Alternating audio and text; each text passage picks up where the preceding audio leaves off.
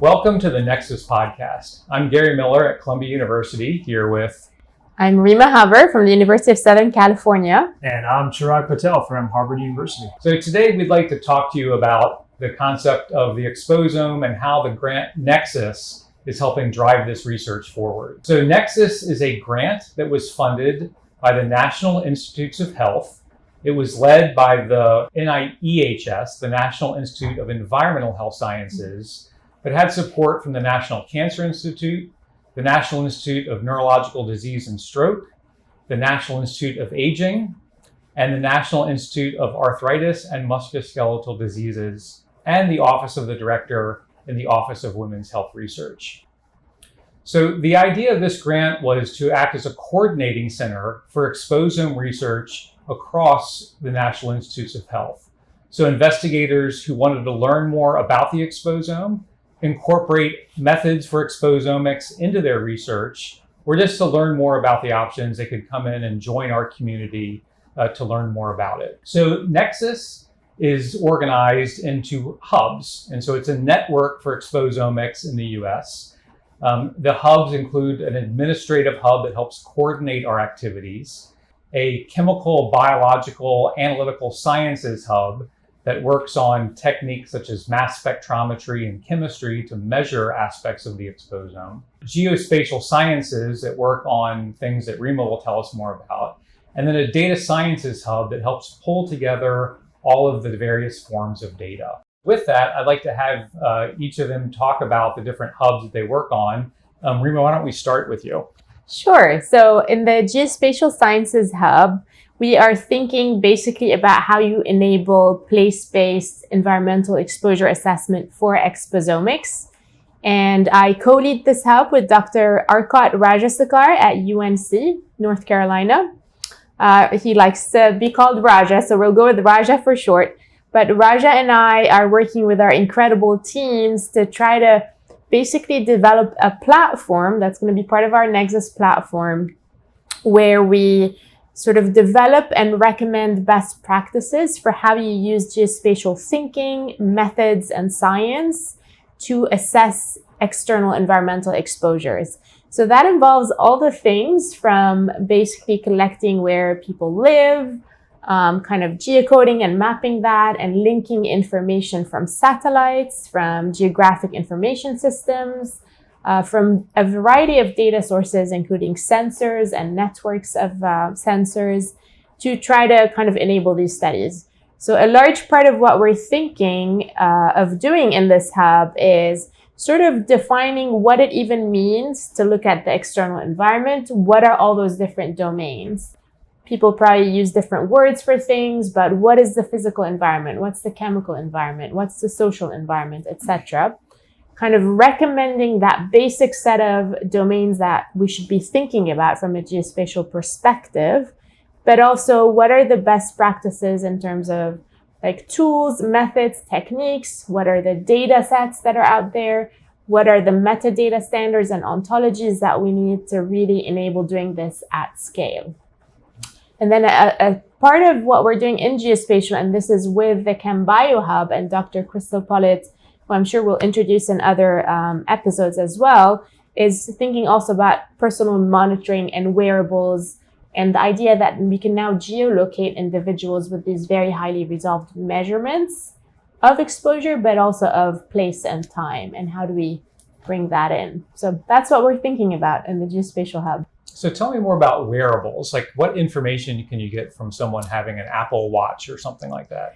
Yeah, so wearables are fascinating. I'm sure we all have our own kind of versions of wearables. The beauty of wearables is that they could get you really personal exposure, right? And they could do that in a very high space and time resolution. So if you're thinking about assessing chemical exposures, for example, some work that I do, that Crystal Pollitt does, is how do we measure different chemicals that someone is exposed to literally right around their body, right? What are you breathing? What's on your skin, etc. But wearables can also measure your biometrics, your kind of, heart rate, breathing rate, all sorts of fascinating kind of quickly evolving metrics that we need for your health.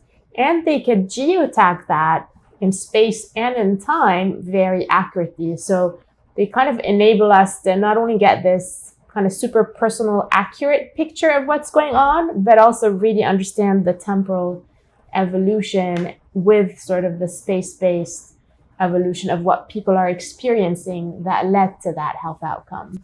That sounds like a lot of data.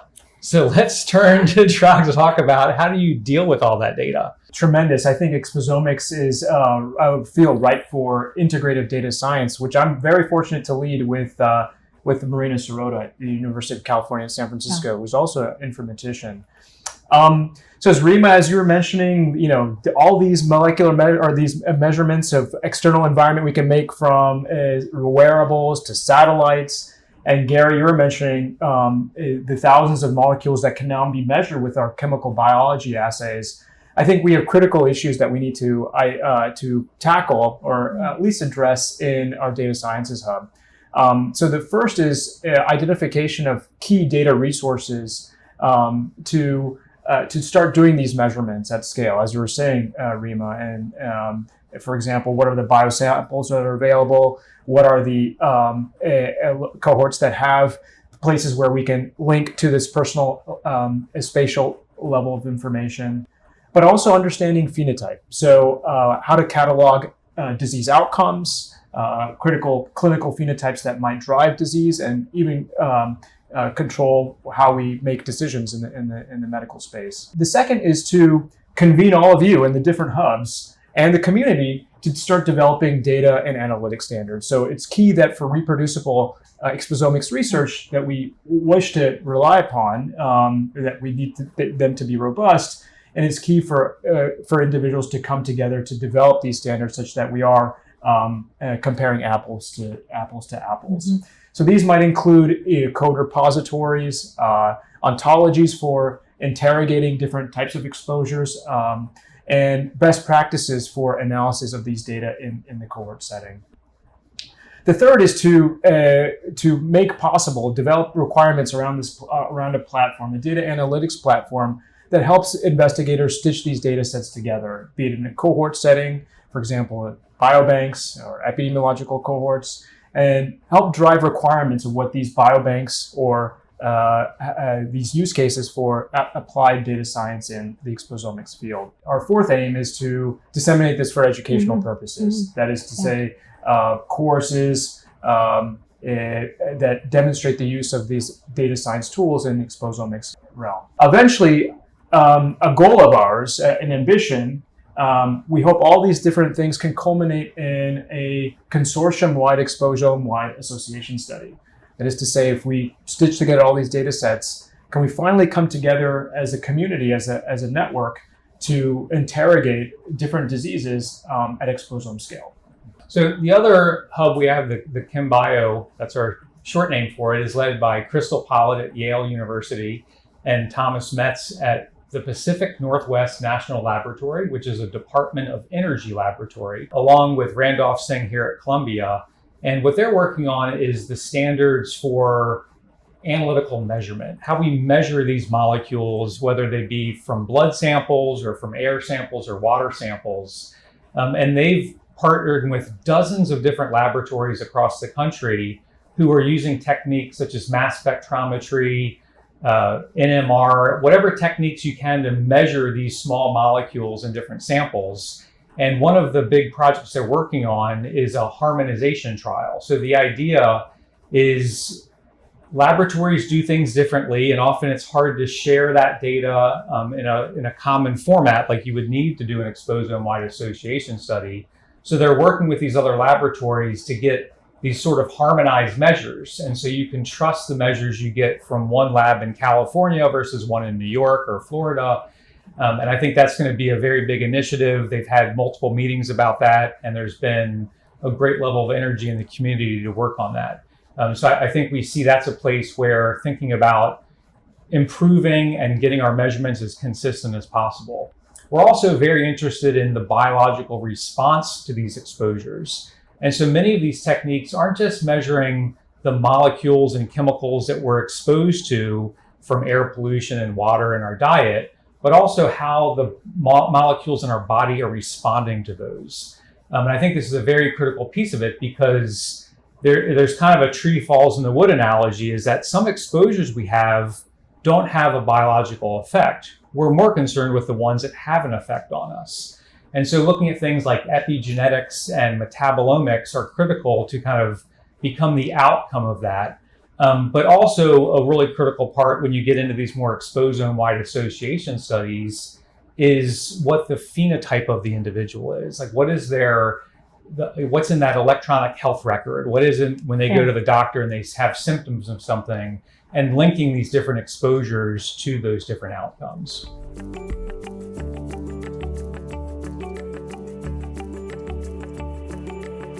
So we've talked some about the hubs and the work we're doing in NEXUS, but we're going to give a bit of a background on how we got here. So again, the field's been moving along for the past 20 years, more actively in the last, I'd say, 5 to 6, 7 years.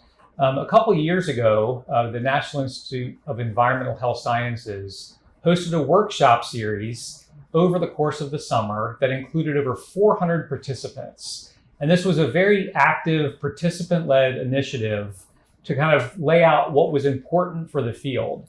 And so that information, people worked together on kind of synthesizing that information. It led to the publication of several papers in the journal Exposome. And that meeting was very good at collecting information from the broad research community.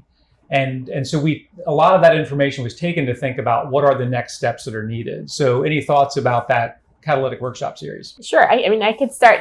I think it was, again, sort of the exemplary kind of getting together of all these different people with different backgrounds and expertise that all do some form or element of exposomics, and kind of getting them to really think together and try to operationalize what we're trying to do.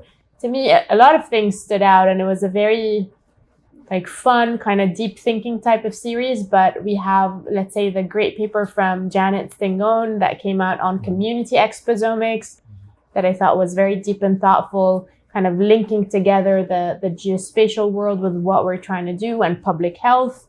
Charles Schmidt, I'm sure you were very active in that, spoke a lot about federated data systems and what we need for exposomics. Yeah. What are some of your thoughts? Yeah, so I was fortunate to also write a paper with co-led by Alison Motsinger-Reif, who's at the National Institute of Environmental Health Sciences. So just to reiterate, it was tremendous to see individuals from all institutes, all types of academic centers and institutions come together to work on these packages or papers that I think are getting very well cited.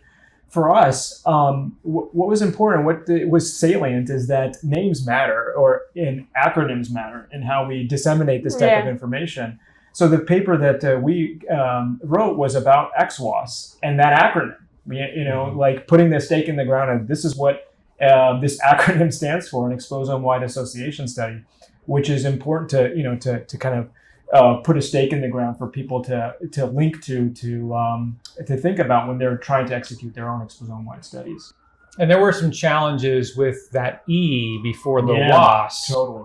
From what were the other?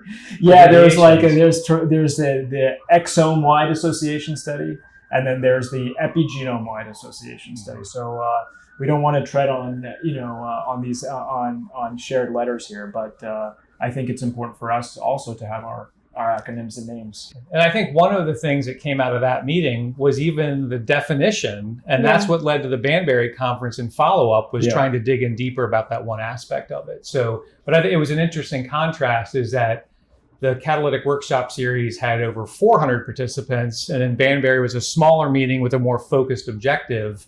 I think it shows that you need different types of meetings to address different challenges within a field.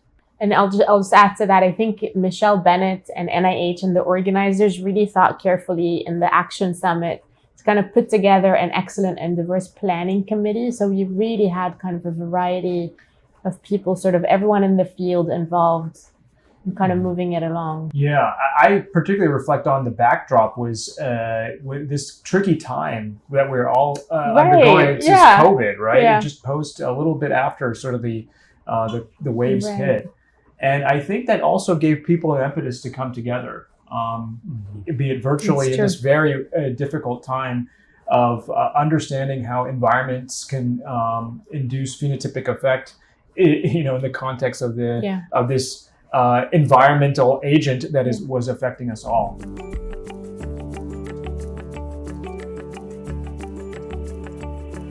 And so I think that was a good example of bringing in a large part of the community in the US. Another charge of NEXUS is collaborating with the global community, especially linking up with the partners in Europe because they've been doing a lot of work in this area. So one of the very specific charges was us connecting to the European community.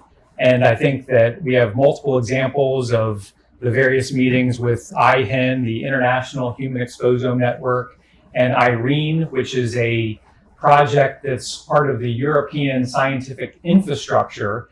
This is something we don't have a lot in the United States, but these are very large, long-term projects that build the support for a field. And so IRENE is focused on the exposome and environmental health. And I believe that we've all had some engagement. I think I was in Prague just a couple weeks ago for the IRENE meeting, and we'd been in Utrecht for some different meetings, and we went to Hingston to meet with the group at EMDL, EBI. Any thoughts about those connections to the European colleagues? Oh, visiting the EBI was tremendous for someone who has been trained in informatics. Just seeing the diversity of things that they offer, from API calls to their tremendous resources, such as the metabolites database, to their educational offerings. I think they are truly inspirational in how they are disseminating information in this content to the community. So I think it's a great template for us to follow in Exposomics of how to put together data sets, make them available, and eventually teach others on how to do it. So people who aren't familiar with EBI, the European Bioinformatics Institute, what might they know about that they worked on? Oh, yeah, tremendous. That's a great question. They worked on genomics and genomic sequencing and sequencing technologies, and they're amongst the first to disseminate this type of information, genomic information, to scientific community. And the Sanger Center, which is one of the key hubs for doing the Human Genome Project, is on that same campus. And so they were very critical in really advancing the Human Genome Project. And what's been exciting for them, like for me to see them interested in the exposome. And so that's something that we've been out there to visit them for. Rima, your thoughts? I mean, it was such a great visit, and hopefully we can show some footage from that visit with our colleagues. But also we had such interesting conversations around all the work they've been doing, sort of characterizing the genome of just all plants and living organisms and like microbiota, and how all of that could translate to how we think about environmental exposures in human health studies and genomic studies. Like, what would we need to come together to try to build some of that out? And the conversations are continuing until today, and we're trying to work together to advance these things. So such an excellent visit, and so fascinating, all the work they've done, and especially their educational kind of mission and delivery model and the reach they have. It was a very fun visit. And I found that the teams in Europe, we've had many collaborations. I've had people here speaking in our different workshops. I've attended their workshops and participated in them. And I think that it's one of those examples of the value of global collaboration in science. I mean, we can really make much bigger advances when we partner with our colleagues and not try to do everything on our own. So I think it is something that we want to continue that work. And I know our colleagues there. I think the next step is really going beyond the European borders. I mean, I think we can all comment about some of the collaborations we've had outside of that.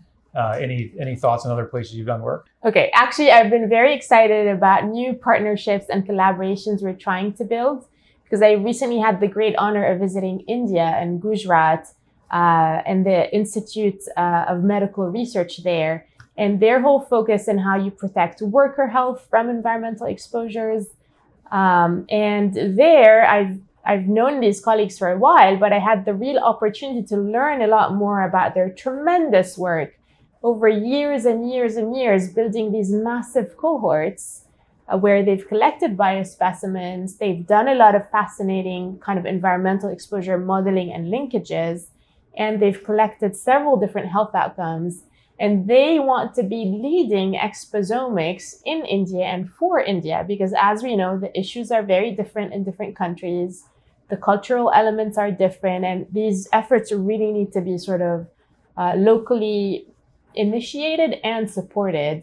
And so we've been very kind of fortunate to try to build those bridges now and support them as much as we can in sort of what they might need to do this, while also learning from them what the different issues are. Same with colleagues in Lebanon and Dr. Miriam Rods at Balamand University, who's starting a cohort, different areas in the Middle East and in Cyprus and the region. So sort of really broadening our reach. I think it's been good to see some of our other colleagues. So Bob Wright at Mount Sinai has hosted a series of meetings. I think in the fall it'll be in Santiago, Chile, and looking at challenge AC in South America with different types of exposures. I'm involved in a cancer project looking at why people of African descent have higher incidence of certain cancers and worse outcomes. And so there's 5 different countries in Africa that we're partnering with and kind of building that network. And they're very interested in both the genetic aspects of it, but also the exposome parts of it. And we're helping them characterize that. Collaborations that we have around the world include with people doing analytics on multi-omics data sets, including in Europe, specifically in London, and also colleagues in India. As a friend has mentioned to me once, and this may appeal to you, Rima, is that in the United States, you're lucky enough to breathe a lot of fresh air compared to the rest of the world. Yeah. And it's been clear through these collaborations that how environment tracks with location and how environment is different based on demography, as you were saying earlier, Gary. And so these global collaborations, not only from an analytics point of view, but to understand how environment is different across the world, which is key to developing new biobanks and cohorts, is very key. Yeah, it's interesting in thinking about the need to have a very diverse population for studying exposomics. I think this is something that genomics stumbled with a bit because they started with very homogenous populations when they first did the genetics, and they learned that wasn't working as well. They had to expand. But when you look at the diversity of exposures we have across the globe, it's just very apparent you have to do that.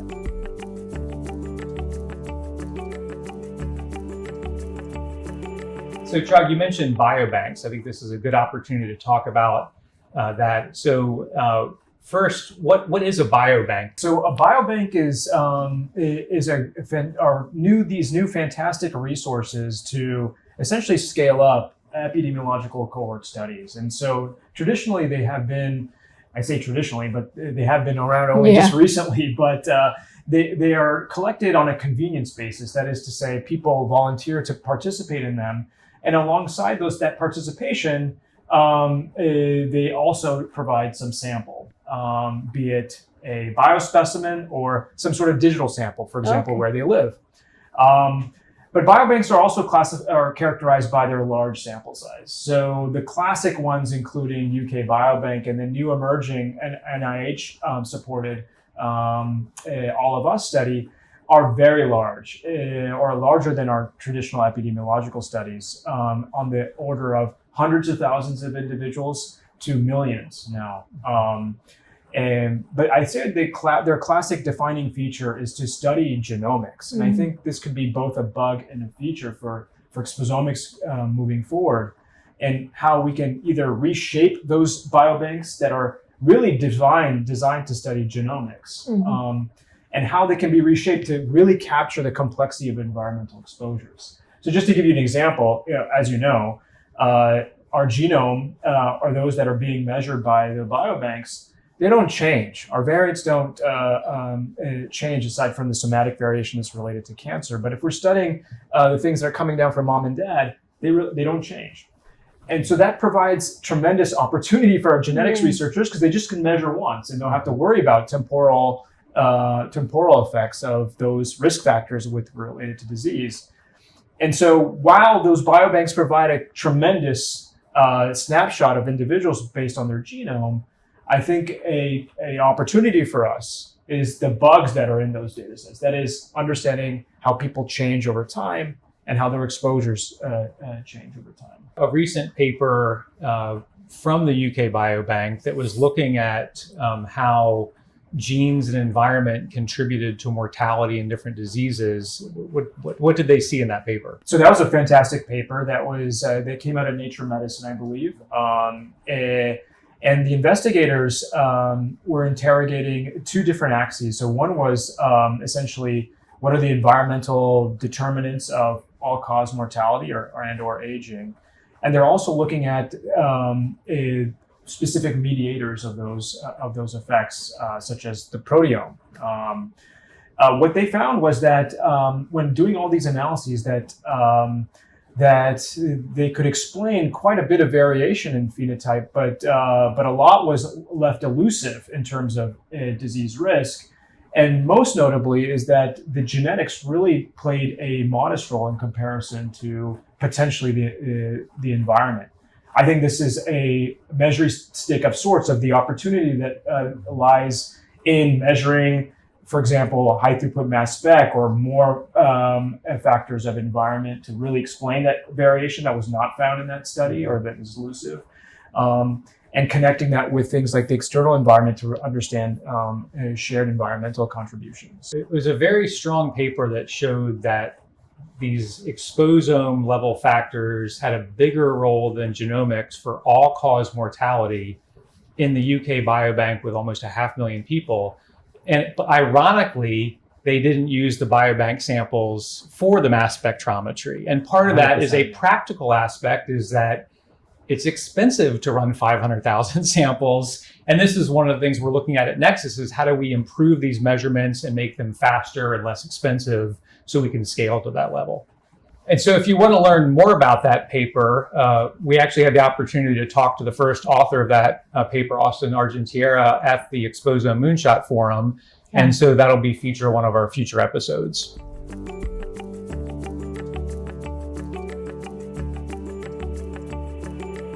So one of the other big initiatives within NEXUS is education. Is we want people to learn about this field.